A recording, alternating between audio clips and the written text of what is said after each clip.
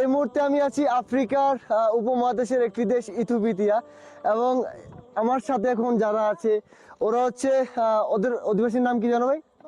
বান্ডা। তো এই বান্ডা ট্রাইব, এই অধিবাসীদের সাথে এই মুহূর্তে আছি। এই বাচ্চাগুলোকে যাদেরকে এখন দেখতে পাচ্ছেন, মূলত এই বাচ্চাগুলা পৃথিবীর সবচেয়ে ডেঞ্জারাস প্রাণী যাদেরকে বলা হয়, আপনারা জানেন যে ডায়না, সেই ডায়নাদেরকে মূলত শিকার করার জন্য তাদের এই পদ্ধতি অবলম্বন। এবং এই লাঠিগুলোর উপরে যখন দাঁড়িয়ে থাকে, তাদের কিন্তু ডায়নাকে শিকার করার জন্য খুবই সহজভাবে কিন্তু ডায়নাকে শিকার করতে পারেন।